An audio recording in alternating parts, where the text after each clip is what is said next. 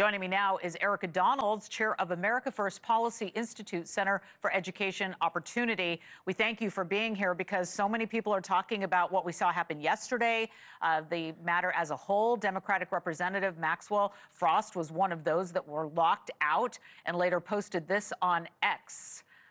Let's take a look. It says this: they are blocking members of Congress from entering the Department of Education! Exclamation mark. Elon Musk is not allowed in and not the people? Illegal.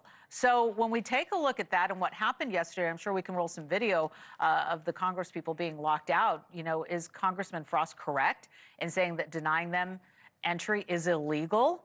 Why are Musk and his DOGE team getting access when members of Congress aren't? Some huge questions here.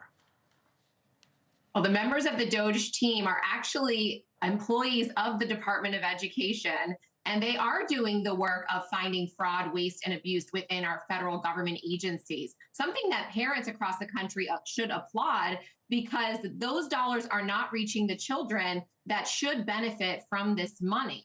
Congressional Democrats and teachers unions are in complete panic mode right now because the DOGE, as well as Donald Trump's executive orders, are exposing the corruption within our Department of Education.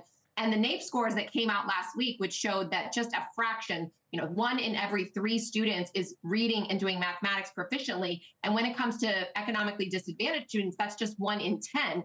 I didn't see any Democrats protesting outside the Department of Education over these abysmal scores. Representative Latifah Simone was one of the most outspoken members of Congress at the protest. Here's what she had to say. Let's listen. I think it should be clear to parents in the United States, if you want to advocate on behalf of your children, you are not allowed to come into this building where you pay taxes.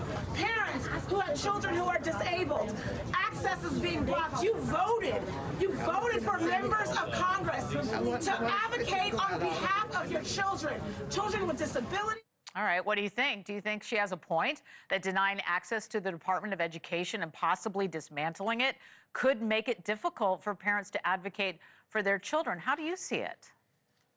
Clearly, the Congresswoman is trying to deceive the American public. There are plenty of mechanisms in place for Congress to provide oversight to the Department of Education, including oversight hearings, which they have completely failed to do over the last 4 years, or even the 2 years that Nancy Pelosi was Speaker of the House, when schools were closed and students were losing years of learning, when the teachers' unions were locking classroom doors while their members went on vacation, and while this country was in steady decline academically, to the point where now we are at the lowest place that we have been in recorded history when it comes to our student scores.